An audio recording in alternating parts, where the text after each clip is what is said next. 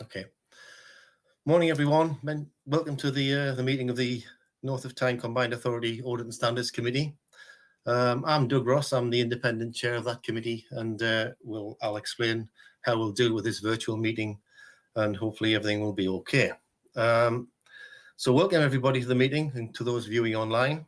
I'm now going to go through the list of council members who are actually members of this committee who are actually in the meeting this morning, and if you can just say yes if you're around, please. Councillor Colin Ferguson.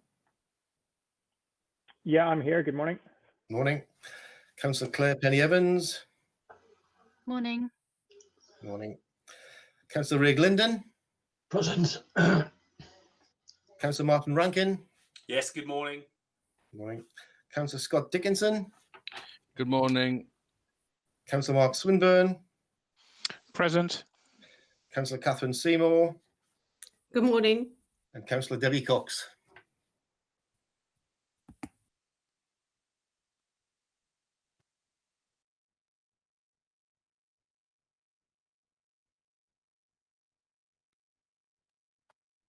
In which case I'll move on.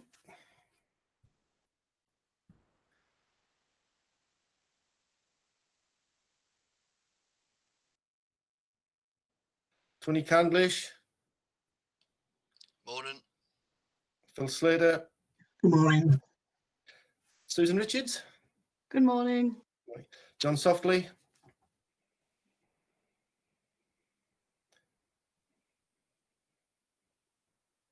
Janice Gillespie. Good morning. Katie Lang. Yes, hello. Sorry, I couldn't get off mute. Cameron Waddell. Morning. Jim Dafter. Morning. Right. Paul Armstrong. Might not be around. Bob Thurgood. Yeah. Lynn Camsell. Morning, Chair. And Liz Kerr. Good morning, everyone. Okay. Thank you. We'll move on to the agenda in a minute, but I'm just confirming that the papers for this meeting have been circulated in advance to members, and they are publicly available on the North of Tyne Combined Authorities website. So moving on to the agenda, so welcome everybody, and welcome to Councillor Ferguson. It's his first meeting today, so welcome, and I hope you enjoy giving an input to this particular committee. We have received apologies from Councillor Jeff Watson, and Councillor Seymour is attending instead. Okay. Are there any declarations of interest? If so, wave. I record none. So if we can move on to the minutes of the meeting held on the 21st of January 2020. I'll go through these page by page for accuracy and for matters arising. So if we can go page 1, page 2, page 3. I think on page 3 there's a matter on there in terms of the self-assessment of effectiveness of this committee. There's obviously a revised timetable given the COVID-19 pandemic, and that's mentioned in the fourth of the internal audit reports. And I'm sure that Kevin will give us an update on that when we get to that point. So that's dealt with on the agenda. Yes, Martin? Councillor Rankin? No, sorry, Chair, I'm just adjusting the volume. All right. No problem. Page 4. Page 5. And obviously the date and time of the next meeting was obviously changed, but that's by and by. So can I sign those as a true copy of that of the minutes? Agreed. Agree? Agreed. Okay, thank you. So moving on to item 4 on the agenda, the internal audit reports, and the first one is the 2019-20 opinion on the adequacy and effectiveness of the framework of governance, risk management and control, and I think that's Kevin MacDonald. Yes, thank you, Chair. I'll take that. Yes. Chair, this is a report which we bring at the end of every year. This is the Chief Internal Auditor's annual opinion on the adequacy and effectiveness of the framework of governance, risk management and control. The report, which has been circulated to members, briefly runs through what we mean by the framework of governance, risk management and control, gives the opinion for the 2019-20 year, which is that the framework is satisfactory overall for the year. The report explains a little bit about the work that we've performed during 2019-20 in order to give us the evidence to form that opinion. And that's actually dealt with in a little more detail in the next agenda item, where we give a little bit more detail of the work performed. And then a little bit around a summary of the conformance with the public sector internal audit standards, which we are obviously kind of required to comply with. I think I'd just draw the committee's attention to paragraphs 3.5 and 3.7, which are on page 13. 3.5 just basically sets out that the opinion on the framework of governance, risk management and control is satisfactory overall for the 2019-20 year. And 3.7 just recognises that obviously at the very end of the 2019 year, we obviously saw the coronavirus pandemic affect the combined authority along with all other authorities. And it's just acknowledging that the full impact of the pandemic is still evolving in real time. But it's just to be aware of that, and that will probably form more of our coverage during the current 2020-21 year rather than the 2019-20 year. Chair, I wouldn't propose to say too much more than that, but happy to answer any questions. Right, thank you, Kevin. Any committee members have any questions, any matters of clarification? Please put your hand up if you do, or unmute yourselves. There don't appear to be any. As you say, Kevin, it's a report which relates to certainly the next report which comes up as well, and gives a lot of evidence as to why you've come to that conclusion. In which case, can we move straight to the recommendation, please, which is on page 7. The committee is recommended to consider and note the Chief Internal Auditor's 2019-20 opinion on the adequacy and effectiveness of governance, risk management and control attached at Appendix 1. Can we note that, please? Agreed. Great, thank you. Okay, Kevin, thanks very much. Can you move on to your next report, which is the quarterly internal audit report? Yes, thank you, Chair. This is a report which begins on page 17 of the papers and provides the committee with our regular update on just the outcomes of some of the work that the internal audit team have undertaken during the year. Obviously, we came to committee with a plan of work in April 2019 for the 19-20 year. And this just provides a final update in terms of what work the team have done against that original plan. We talk about the work committee will remember we brought a report detailing some work we undertook regarding the financial regulations diagnostic toolkit. Since that report, we've undertaken some follow-up work with officers and can confirm that a number of the recommendations that were made at the time are now implemented and fully implemented, which as a team, we've then gone out and sought evidence from the team and can confirm that those recommendations are implemented, which is another good story to assure the committee that the findings are being acted upon and those fundamental building blocks, if you like, are being put in place throughout the authority. We undertook a piece of work regarding the assurance framework and the investment fund governance arrangements that received a significant assurance opinion.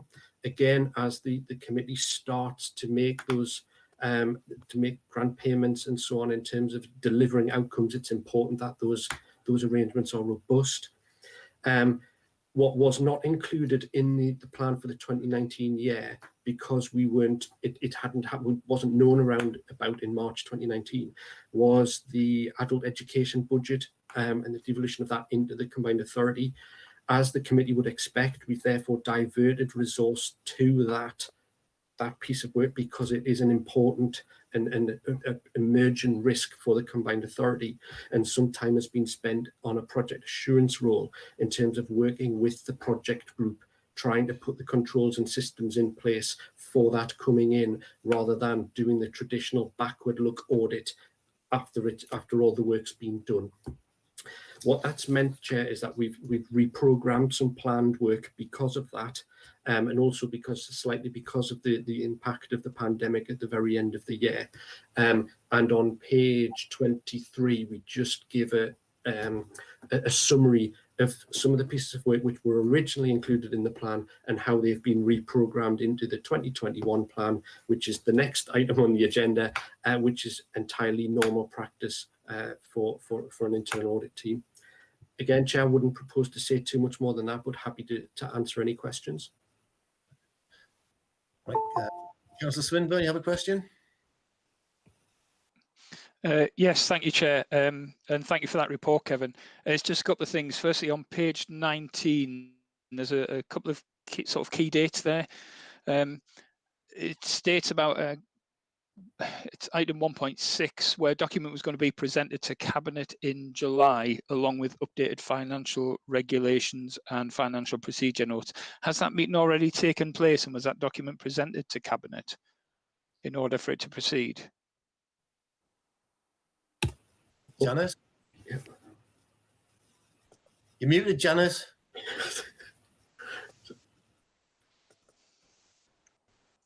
Sorry, Chair, just trying to find my unmute button. The Cabinet's actually today, Chair. The papers go to today's Cabinet. Okay. Also, it goes on about in paragraph 1.7 about a change from a wet signature not being added, but an electronic signature will be added to June 2020. Has that taken place now? Yes. Right. And on page 21, now this relates to the devolved AEB budget. And in the first bullet point, we're talking about £15.5 million as grants to 10 providers. And the AEB budget is fantastic. You know, it's a great thing. But what I would like to see is how we're intending to measure the effects of this investment. So we're handing out £15.5 million to 10 providers, and what we get from that. You know, it's great that we've got this money to hand it out, but what results and what improvements are coming from this? You know, we're not just going to hand over the money. We want to see what this produces, what benefits there's going to be. And so how do we track it? How do we monitor it? You know, are we going to see some reports that come from this to say, you know, we've given you the money, and you don't just say thanks very much, but there's results from that investment. Janice? Chair, I can come back on that. There has been obviously work in progress around exactly that matter. I'm trying to recall a previous report that went to overview and scrutiny with regard to how exactly the performance measures are going to be put in place around the initial grant funding, and how to ensure that progression of the adult education budget is in line with the ambitions of the combined authority. I would have to take that back to get you more of an express response around that, and consideration of a future report into the committee from the relevant cabinet member and the lead officer. Great, appreciate it. Thank you. Okay, okay. Councillor Swinburne, yep. Okay. Anyone else have any queries, questions? I think Kevin has Tony been doing some work with the AEB budget as well, in terms of trying to give some direction and assistance as well. Yes, Chair, he has. So Tony Candish from the team's been the officer employed basically supporting this project, which is 3 words, supporting this project, but it's been a lot of work obviously for the entire team, and Tony supporting that team. And I think just to echo the comments that Councillor Swinburne's made, and obviously Janice has responded to, I think that has been very much a theme of the working group, and certainly in terms of when we have put our plan of work together for the coming year, one of the overriding messages which has been hitting us as a team from our engagement has been, how do we actually evidence the outcomes from all of the grant funding and the funding available. So it's a very strong theme that we've seen throughout our work, and I'm sure that will continue through the work of Tony supporting the group in terms of making sure that those outcomes are supported. So I don't know whether Tony would like to add anything to that. Yeah, I would just like to add on to what Janice said. Because I sit on the Adult Education Budget Project Working Group, there's been a lot of work gone into developing performance management arrangements around the providers, whether they're a grant provider or a contracted provider. Just to echo Janice's comments, there is a lot of work gone into that, but it may be worthwhile getting the lead people from that group to provide a report to a future meeting. Okay. Councillor Rankin? Thank you, Chair. Just as part of that, could we also have built into the report what the potential clawback provisions are if the performance metrics that have been set out for these providers aren't hit?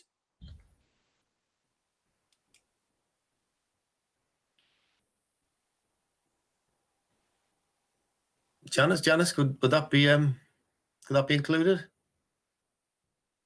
You're muted again. Great, Chair. Yes, we can certainly provide that. Yeah. Excellent. Thank you. Okay. In which case, if there's no other further questions, we're simply asked to consider and note that the internal audit report. Can we note that internal audit report? Okay. Agreed. It's on page 17. And moving on to the next internal audit report, that's the Strategic Audit Plan 2021, and that's your team, Kevin. Yes, thank you, Chair. Yes, the plan for the 2020-21 year begins on page 27 of the papers. In paragraphs 1.1 and 1.2 of the report, we just outline how we've put the audit plan together, and that's from our assessment of risk, which is an ongoing process, and engagement with the senior officers of the combined authority to highlight which risks would warrant inclusion on the internal audit plan, which is presented to committee this morning.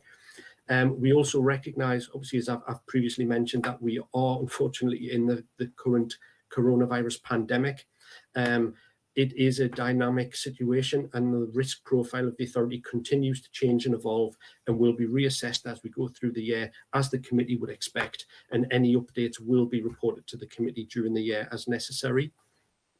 I think I would just draw the committee's attention to page 35 of the papers, which is on a table, the items which are actually included in the internal audit plan for the year, taking each auditable area and then the objectives that we would seek to undertake for that piece of work.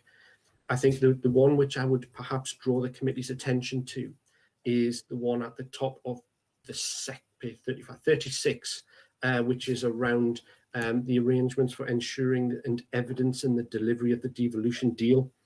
This is obviously linking back slightly to the last comment around the adult education budget as well, and what is stipulated within the requirements of the devolution deal that the combined authority has to comply with and be able to clearly evidence in terms of the outcomes, not only in terms of the funding arrangements and the stewardship of those funds, but also, are we delivering what we are required to deliver as part of that deal? So that will be a key piece of work for the team during the current year. But all of the items of work proposed during the year are detailed in the table, Chair. Again, I wouldn't propose to say too much more, but happy to answer any questions from the committee. Any committee members have any questions? Going back to that point then, Kevin, the one you've just mentioned in terms of delivering in terms of devolution deal, the fact we've just gone through, well, we're still going through the coronavirus pandemic, and the issues that's raising in terms of finances and in terms of operations and the way people work. Has a view been taken as to whether, well, this is probably for not just for this committee, but in terms of the organisation as a whole, as to whether that plan is actually still deliverable in the form that it was submitted before all of this happened? I mean, that must be an issue which all organisations are looking at in terms of future plans. Has a view been taken on that yet, or will it be taken? I think the honest answer, Chair, is it will be taken and will be being taken. So I think one of the items later on the agenda is the strategic risk register. And obviously the delivery of the devolution deal is part of the risk. There is a risk attached to that, and the COVID pandemic is reflected within that risk register. So it is a watching brief. It is a dynamic situation, but I think it will impact on the delivery of our things. But and that's just something that we have to monitor as we go through the year. And it is a changing profile, which Phil from the risk management side will obviously also be keeping the Audit and Standards Committee updated as the year progresses in accordance with the audit plan. So Phil, I don't know whether you would like to kind of add something to that. Yeah. Yeah, well, it's it's very much part of the next item on the risk management front agenda. But yeah, we've got to recognise that the uncertainty around COVID has led to questions and review of the various programs and projects that make up the ultimate devolution deal. So there is a system, there is a process where they're being reviewed, and I think the initial outcome is quite positive, but that's very much part of the way forward. Okay. Thank you. Appreciate that. Any further comments, questions? In which case, can I move on to the recommendation, which is on page 27? Committee is recommended to consider and endorse the proposed strategic audit plan 2021 attached as Appendix A, which is based on an audit risk assessment of audit risk and designed to focus on the North of Tyne Combined Authority's key objectives in the 2021 financial year. Is that agreed? Agreed. Agreed. Yep. Agreed. So moving on to your fourth report, Kevin. Proposed Audit and Standards Committee Work Programme 2021 municipal year, and I think that was sent out to members yesterday. Yes, Chair, that was circulated to members yesterday. Chair, this is an administrative report to the committee, just outlining the proposed work plan for the committee during the 2020-21 year. Obviously, this would normally have been presented to the April meeting, which was cancelled because of the pandemic. So this is a revised work programme reflecting the remainder of the year, and recognising the changing reporting timetable in some instances with the accounts and audited accounts primarily. As was already mentioned, Chair, during the minutes of the last meeting, we did originally propose to undertake the self-assessment review of the audit committee. We've included that, or proposed that report to come to the April 21 meeting of the committee. Obviously, we couldn't undertake that review as planned because of the pandemic arrangements, and we wanted to make sure that we can do that effectively and properly in good time to be able to report the findings back to the committee and propose that to come back to committee in April 21. Chair, I wouldn't propose again to say too much more, but happy to take any questions. Any questions from committee members? Okay, well, we'll move straight to the recommendations on page 1 of that report. Agree the proposed core business work programme set out in the report for 2021 municipal year, and note that the core business work programme set within this report has been prepared in light of the COVID-19 pandemic. Note that it may be necessary to change or adapt the proposed reports to be considered to ensure optimum timing of governance issues and to respond to emerging trends during the year. And note that the committee will receive additional reports on any ad hoc items of business arising during the year as these relates to its responsibilities under its terms of reference. And we're also asked to consider what initial support and or training members of the committee may require. Before we agree those, I have suggested that given that last year was the first sort of part year of operations and the accounts covered one part of that year, and this is a first full year, and they do actually look quite a bit different to last year, and next year they will look different again because of the LEP and other things, that it's probably useful that members of this committee, and indeed probably wider than that, are informed of what those accounts will look like and what kind of provisions there'll be, so that when we come to look at the next year's financial statements and monitoring reports during the year, it's more easily understood, rather than asking lots of questions which about clarification.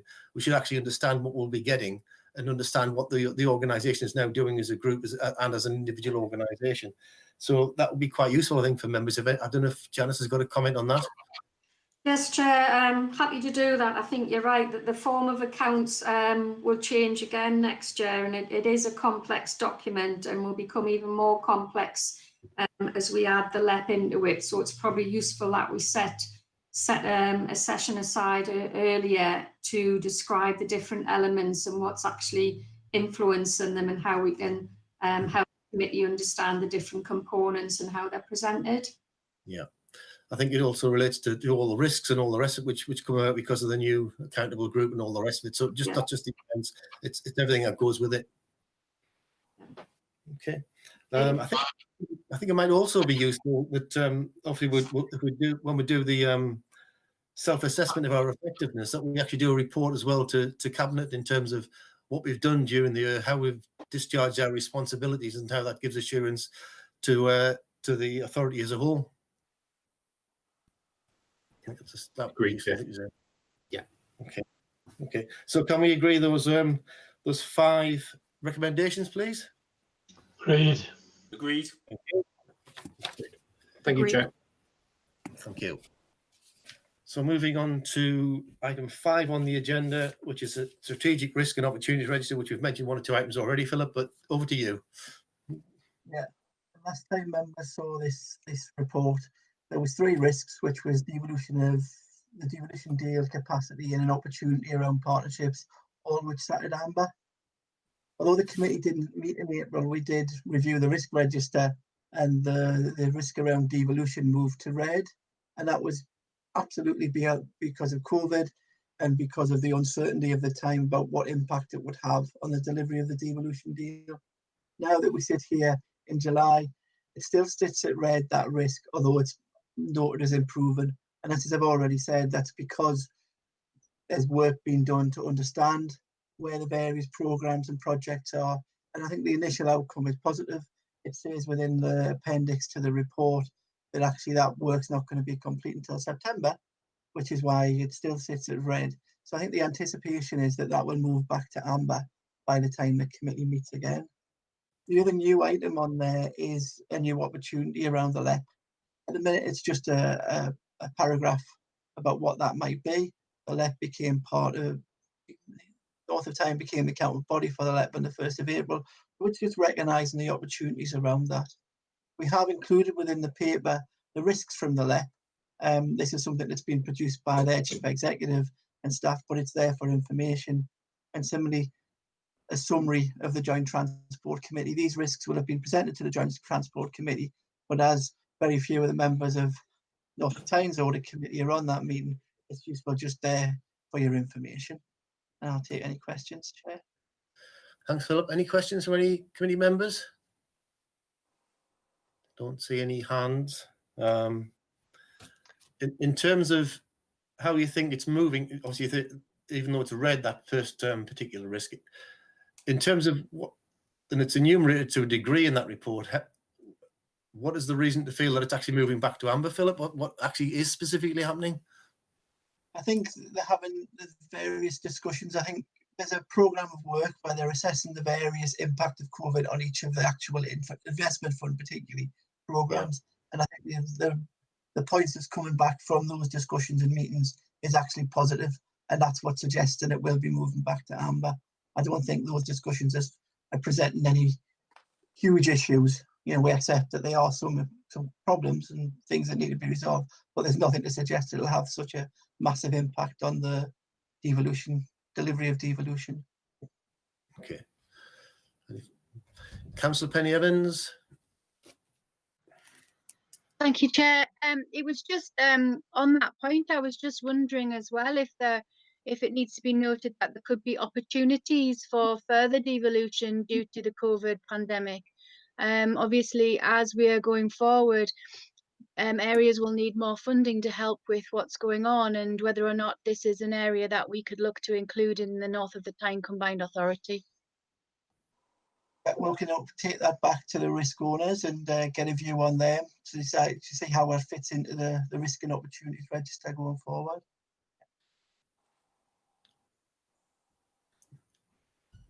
Is that okay, Councillor Penny Evans? Thank you. Okay. Councillor Ferguson and then Councillor Swinburne. Councillor Ferguson first. Thanks, Chair. Phil, again, it's on this delivery of devolution risk. I appreciate that this is my first meeting, so other committee members may be aware of the answer to this, but I'm just curious why that delivery of devolution risk is presented as a single risk when it seems that there are a number of different elements within it, and also where why it is that the risk owners have decided to present coronavirus just within delivery of devolution and not consider it sort of across other areas of the combined authorities delivery. I think originally it went in that basis very early on within the North. It was really the first risk that went on into the risk register. The adult education work hadn't really started at the time of that risk one, so it's been kept as a sort of all-encompassing risk. And there hasn't really been seen as a need to split it up. But you're right, there is a number of elements within it, and each will move at different pace. So I think as things go forward, if they do move at different pace, it would be absolutely right to change it. What was the second part of the question? So the second part was just why coronavirus or the impact of COVID-19 is featuring only within that risk and not elsewhere, or indeed as a separate risk in and of itself. Yeah, it's been reviewed across all the risks, and I think for all the capacity risks stays at amber, it still has looked at the impact on the capacity of the organisation of coronavirus, and talks about business continuity arrangements and things like that, which in that instance have been quite positive. I think the view's been taken just to keep it as these are the key challenges, rather than go into the sort of individual levels. It's almost, what are the objectives of the organisation? What's going to prevent the organisation achieving objectives? And that's why it's been kept at this sort of theme level. Sure thing. Okay. Thank you. Thank you. Okay. Councillor Swinburne. Thank you, Chair. I just want to thank Phil and his team for quite a concise report and bringing in the LEP information as well. Prior to this meeting, I was asked about risks and why there's not more detail, and I had to advise someone that we don't go down into the lower level risks themselves. That's for the individual business areas to manage the risks, and ours is more of a governance thing. But also thank them for the inclusion of the COVID information throughout here, even in the next steps. As a member of the Joint Transport Audit, we recently had a meeting, and I was surprised, given the effects of COVID on transport in the Northeast, that there was only one tiny little mention of COVID, and we all know the impacts of the coronavirus on, whether it's the metros, the buses, etc. It appeared to me that they failed to pick that up in the joint transport risks. So I'm pleased that this has been picked up in these risks and there's mention right through. So I just want to thank you for that, because I was a little bit apprehensive when I first opened this report to think, is it going to be in here? And I'm really pleased that it's been acknowledged right through. So thanks for that. Thanks, Mark. Any further questions? In which case, can we move to the recommendations, which are on page 39. Committees recommend to review and where necessary challenge the outcomes of the strategic risk review, which we have done. Acknowledge the devolution risk priority has increased from amber to red as a result of the uncertainty surrounding the outbreak of COVID-19. Acknowledge the new opportunities which will monitor the developing arrangements between NTCA and the North East LEP. Note the summary of the strategic risks identified by the North East LEP Appendix C and North East JTC Appendix D, and they're included for information. Can we agree all of those, please? Agreed. Agreed. Agreed, Chair.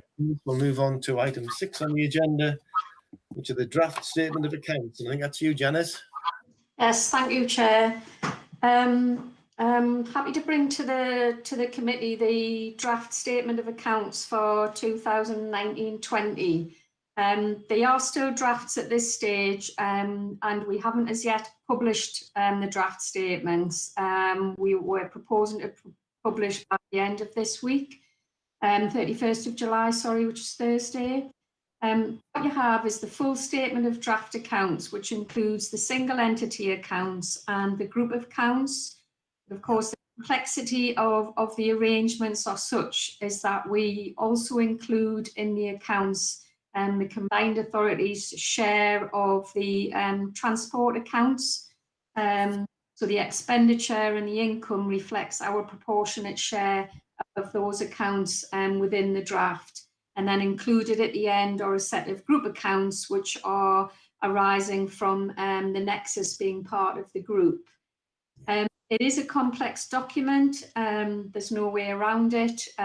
We complete it in accordance with the code. But Appendix B, which is the draft narrative report, gives more of a statement, if you like, of the performance of our combined authority in its own right. So provides you with that clearer picture of how North of Tyne has performed across the year. I'm happy to take any particular questions, accepting that it is a complex document. I have my able colleague, Katie, on hand as well, who's fully embroiled in the preparation of the accounts. And it's probably fair to say we have worked very closely with the finance team in order to be able to prepare the accounts, and very much working also with an approach to ensure we have an appropriate timetable around the audit of the accounts, which I'm sure Jim can refer to, between Nexus, NECA and ourselves. We are at the very end of the chain in that. So whilst the other audits may be coming to a close and are in progress, ours will always be at the end of the queue. But we work very closely together to ensure we have a joint timetable, and that hopefully the audit will conclude in accordance with the revised timetable. Thank you. Happy to take any questions. Thanks, Janice. Well, I know that Councillor Swinburne has already submitted 1 or 2 questions. So, Councillor Swinburne, you want to go through your questions first, then I'll move on to whoever else wants to ask any questions. Okay, thank you for that, Chair. Yes, and I don't expect all of these to be answered today, because some of them are sort of requests for possible changes to the final accounts, if that's possible. So if we can start on page 5 of the account, which is page 69 of the report, and it does show again on page 10 of the accounts. Under services transferred from NECA, we have Transport, Tyne and Wear, and it shows a gross and net figure of 24.657 million. In the group accounts on page 66 of those accounts, it shows an income of 35.342 million, and I'm not sure what that's for and why there's no subsequent income accredited to the NOTCA accounts. So obviously it's something to do with the Tyne and Wear and on the transport side. So, but on our account, we're showing a gross and net of over 24.5 million.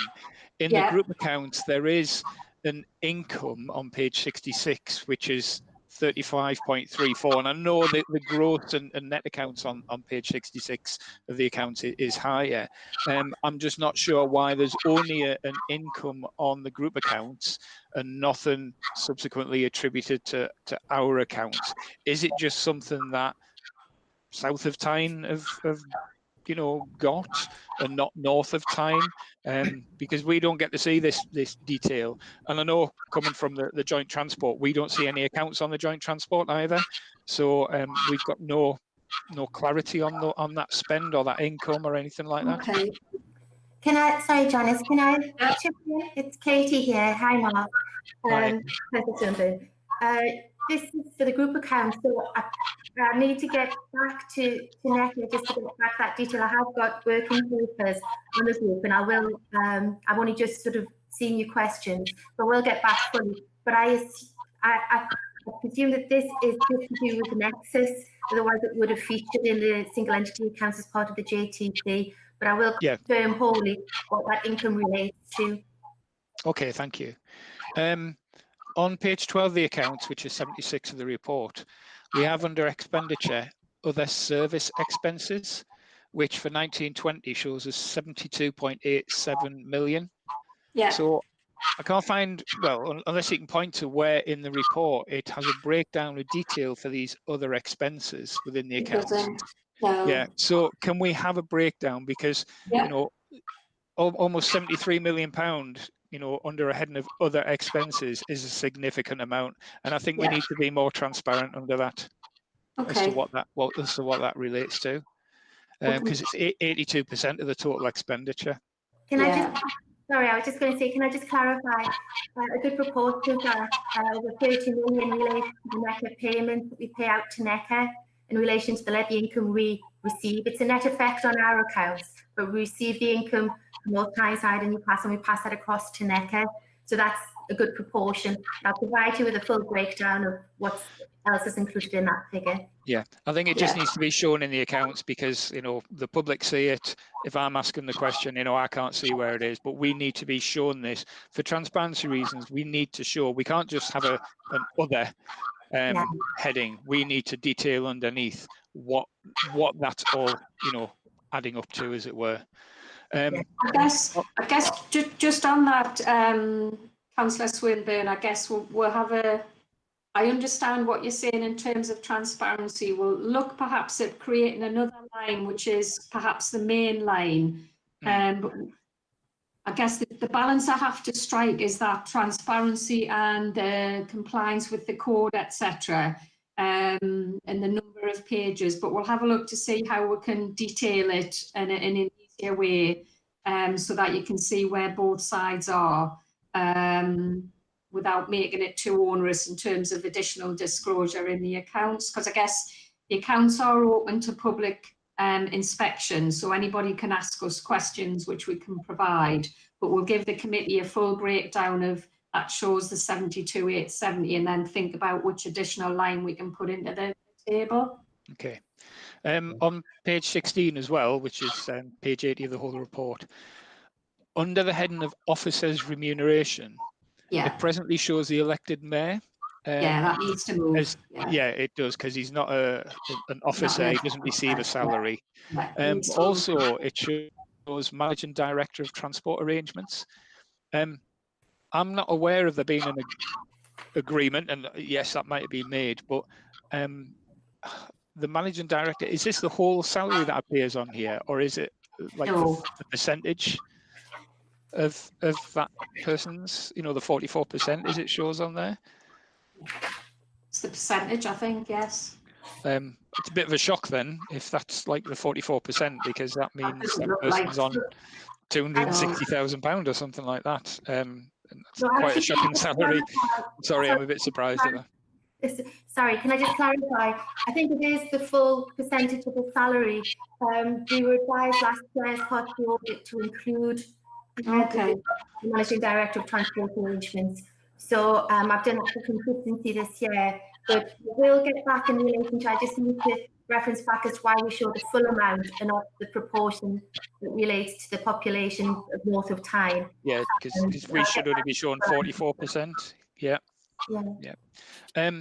On page 25 under credit risk, we've got two entries there. NA investments with UK local authorities, 59.784. Again, I know in our accounts in Northumberland, we have under there the detail of which local authorities the investments are with to provide the detail.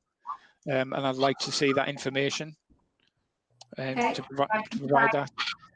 And also, it's any investments with unrated building societies. So as it stands in the accounts, I'm concerned as to why we would be investing in unrated building societies, with the lowest rating being BBB. Why are these unrated, and why are we therefore investing public funds with unrated building societies?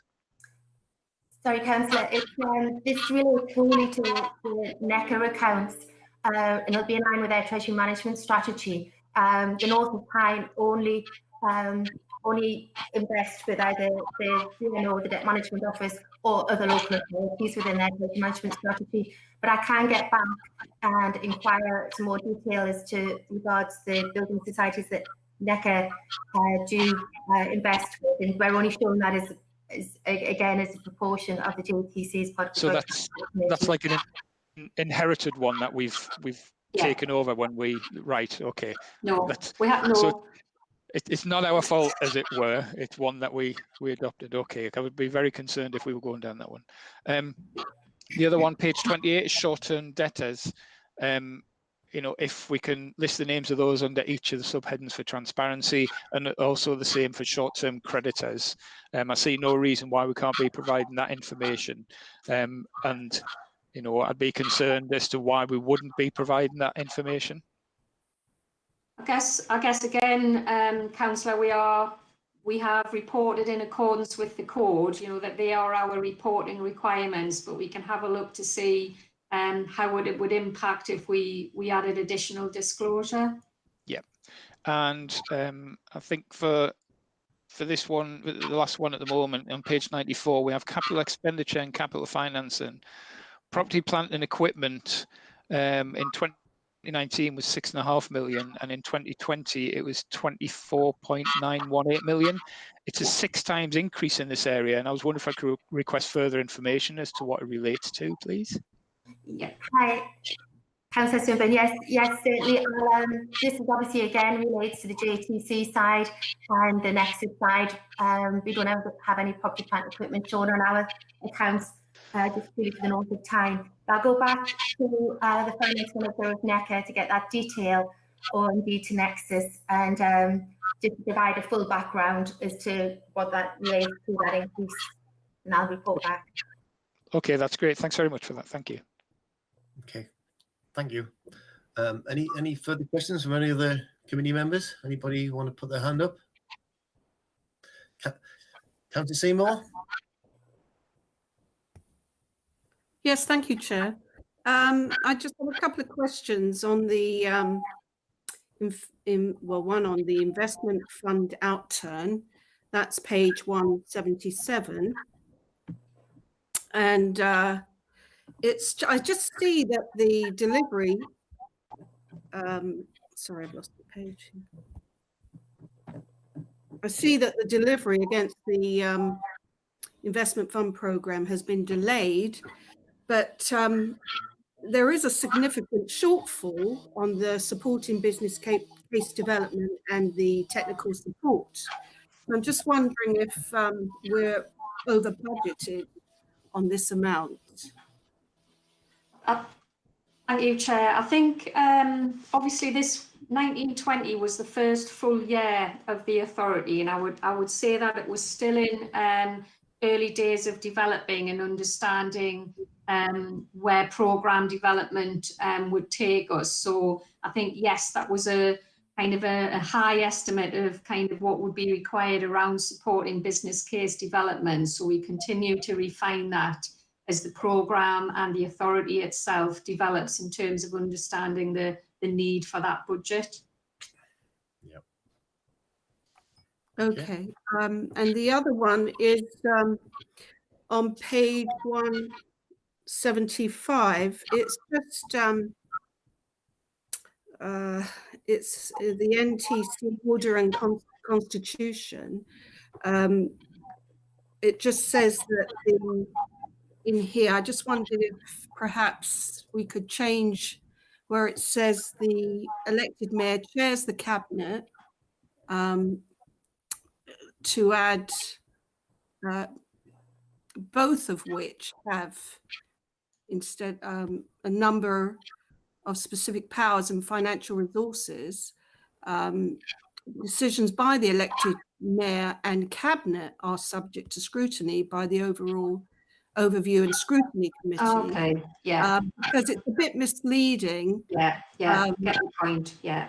You see, are you okay with that? Yeah, that's fine. Yeah, we can amend that. Yeah, no problem. Okay, good. Thank you very much. Any further questions? Okay, well, subject to that work that's been agreed, that will some changes and looking into some other items, we were simply asked to consider the draft statement. Sorry, Mark. Sorry, Chair, can I just ask? Obviously, the accounts, when they're made available, are available for public viewing. Under the current situation that we've got now, can I ask what provision has been made for the public to be able to see the accounts? I know this, there's not a huge deluge of people who want to rush in and view the accounts normally, but we do have to make provision for them to see the accounts, and I'd just like to know what plans have been made for that. Chair, we will. Thank you, Chair. We'll publish the accounts and as on the website, etc., as we have in the past, and there'll be a notice, public notice with regards to the accounts. I think if anybody wishes to actually view a hard copy paper of the accounts, I will make provision for them to get in touch with myself, and if I feel we can do it in a COVID secure way, then we can meet individuals if that's how they propose to look at the accounts. We can provide an office with a set of the hard copies in for them to have a look at. Okay, thank you. Sorry, Janice, can I ask, in terms of the draft as it stands, Yeah. have it changed since it was, I know there's one or two, that obviously you're looking at Councillor Swinburne's questions, and one or two from Yeah. Councillor Seymour as well. Have there been any changes in terms of that draft since it came out? We have, we've updated the narrative report in line with kind of the current version of the risk register and opportunities. So there's been a small range of changes to that, but in line with what committee has already seen around the strategic risk and opportunities register. Right, okay, thanks, Janice.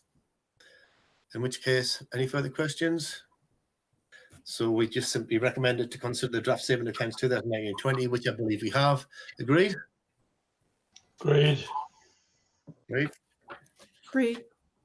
And moving on to item 7 on the agenda, the annual governance statement. I think that's Phil again, is it? It is, yes. Thanks, Chair. The annual governance statement is part of the set of accounts we've just seen, but has to be viewed as a separate document under the regulations. Its purpose is to give us an overview of the governance and control arrangements within the authority and identify any significant weaknesses. This is a draft document. It doesn't identify any significant weaknesses, but does give some narrative around the AGS and around how the governance works. In light with everything else that's been on the agenda, it does mention COVID-19. It has got a separate section outlining where we are. The document draft at this stage and won't be finalised until after the external audit and the accounts are finalised. So what we're saying is this is the draft.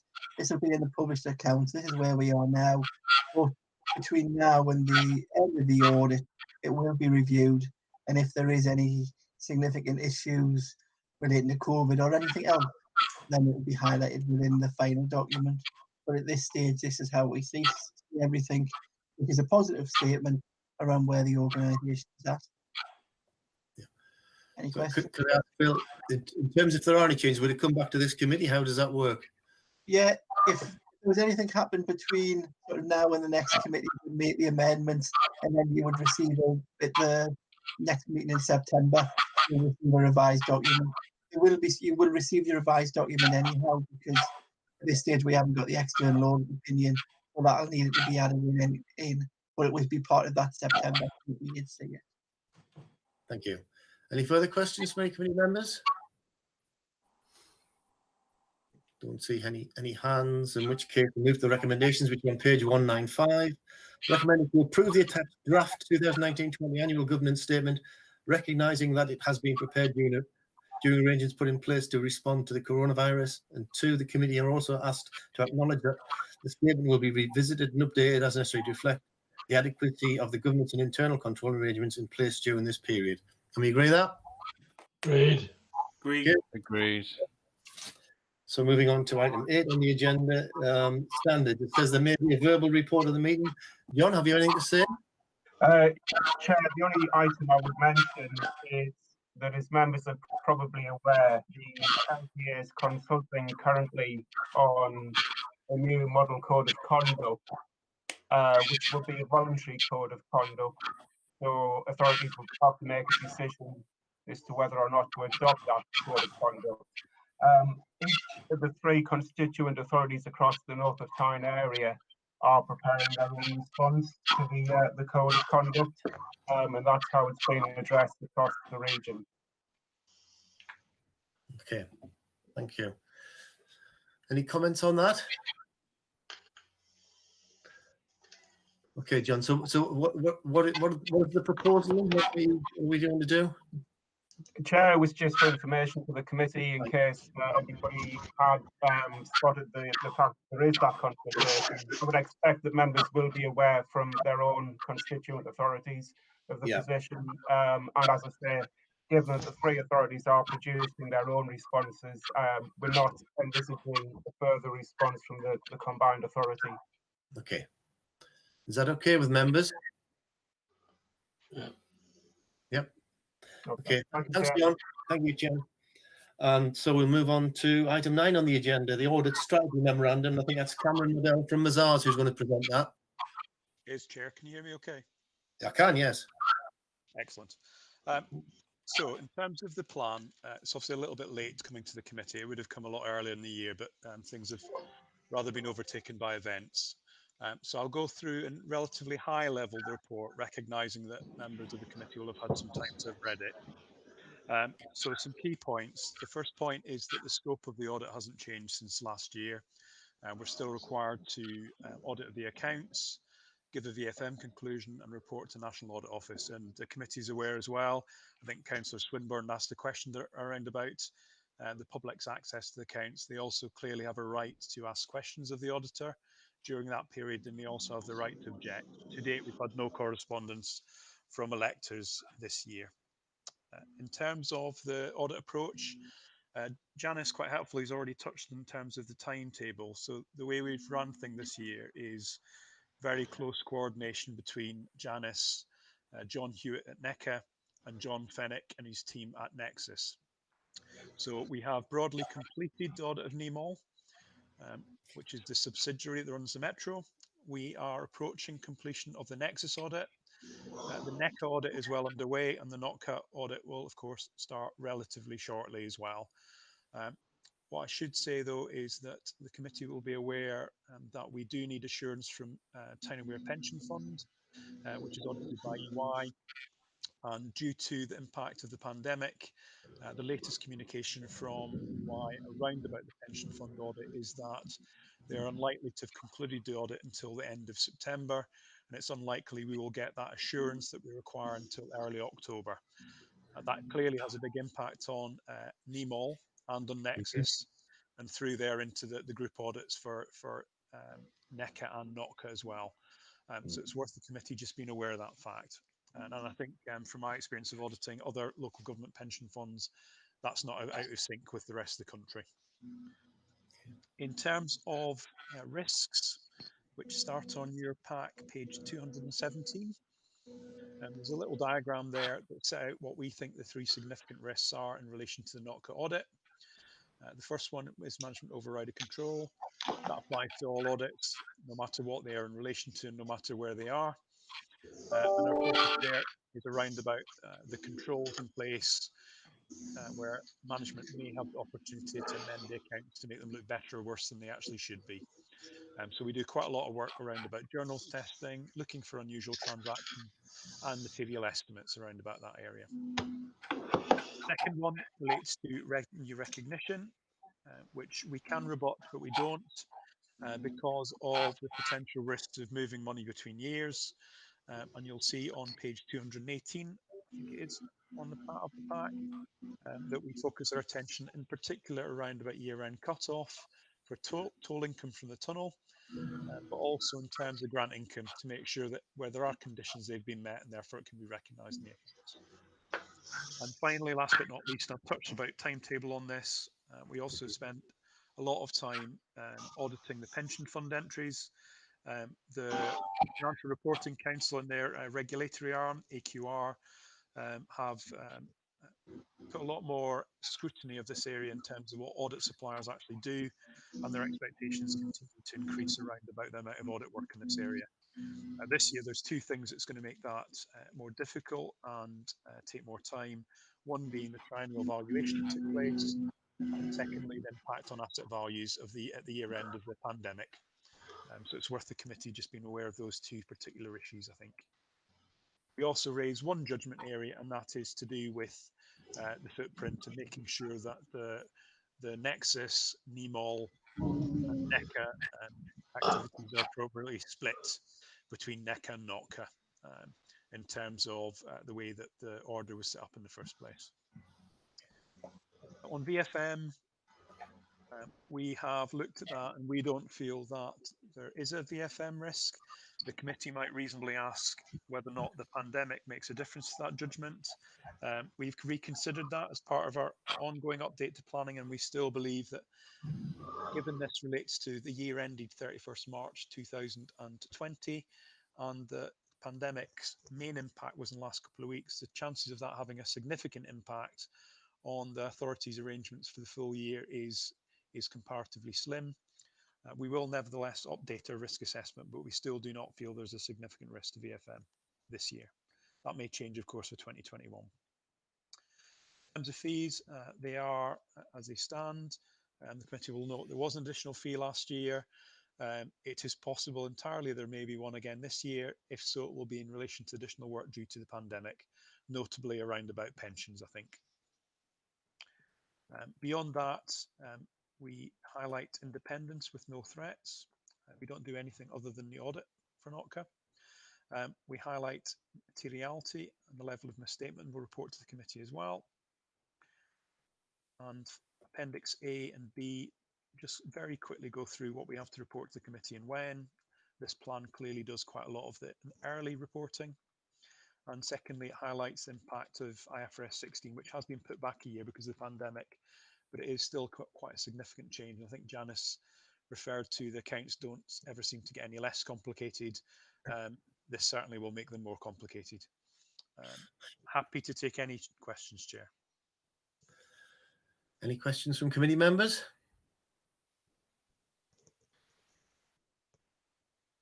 No, just thanks for that, Cameron. That sets the scene for what's going to happen and the risks that you perceive there are, in particular the amount of work you'll have to do on pensions, no doubt, which despite the fact that the note gets longer and longer every year, actually becomes less and less understandable, I think, to the layman. But never mind, there you go. To be fair, Chair, I think it's difficult enough to understand if you're either an accountant or an auditor. Fair enough. Okay then, thanks. So I think, Cameron, you're just asking us to note that the contents of your report. Is that correct? I think you have to prove it, Chair, on the basis that you are, as far as I'm aware, I can't remember, Janice will correct me, whether you approve it for or recommend it for approval by the authority itself, the mayor, or whether or not this is the approval body. Okay, Janice, do you know the answer to that? Janice? Who approves the accounts? Cabinet approves the accounts, so it's recommended for approval to Cabinet. Yeah. Yeah. So we've got to recommend it for approval by Cabinet. Fine. Yeah. Do that. Can we agree with that? Can we agree with that, please? Is that agreed? Agreed. Agreed. Agreed, Chair. Agreed. Thank you very much. Thank you, Chair. Okay. I believe we've come to the end of the meeting. Is there any items of any other business? I'm not sure there are. Chair, I haven't got any other business, but I'd just like to say that I can hear some people on here and others I can hardly hear them at all. I don't know. I mean, I've got my sound full up on my computer and some I can hear no problem at all. Like a gentleman from the Auditor, I could hardly hear the word he was saying. Oh dear, certainly I could hear everybody. I'm not sure how everybody else's IT was working out. Mine was fine, to be honest, Councillor Linden. Okay, well then. Mine was okay. Right. In which case, it's probably worth talking to your IT people or our IT people to work out whether there's an issue or not with the equipment that you're using, Councillor Linden. Is that okay? Yeah, I mean, I couldn't get on with a council computer, so I've actually come on with my own computer. All right. But I mean, I'll get it sorted out for the next meeting. Okay, thank you. In which case, the date and time of the next meeting is set for the 22nd of September at 10 a.m. I'd like to thank all the officers for their excellent reports, comprehensive and understandable, and thank you to all committee members who've joined in and those who've made comments before and during the meeting. So thank you very much for that. And I think it's time now that I'll declare the meeting closed. And if we can all sign off, that would be great. Thank you very much. Thank you, Chair. Thank you, Chair. Bye now.